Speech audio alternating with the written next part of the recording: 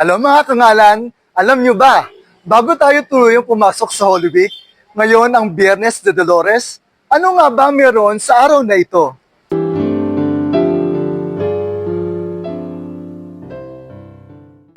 Ginugunita natin ang Biyernes de Dolores tuwing Biyernes bago maglinggo ng Palaspas.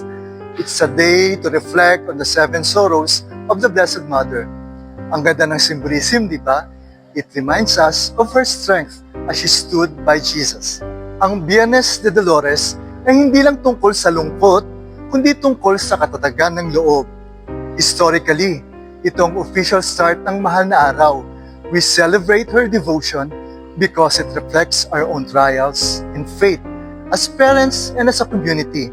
Imagine, nakita mo mismo ang paghihirap ng anak mo.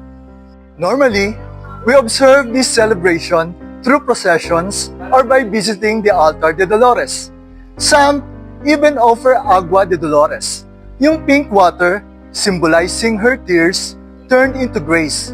Kaya naman, I'm encouraging everyone to join the procession sa ating parokya mamayang gabi. Alas 7 ha, it's not just a walk, it's a prayer. Isama natin ang ating mga pamilya. Ito ang pagkakataon nating samahan ang ating mahal na ina sa kanyang dusa at pagninilay.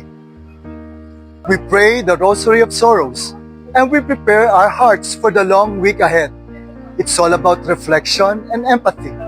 Kaya kahit busy tayo sa pag-prepare for the long weekend, let's take a moment to pause. Minsan, sa katahimikan natin, mas nararamdaman ang Panginoon. Bring your candles, rosary, and let's pray together.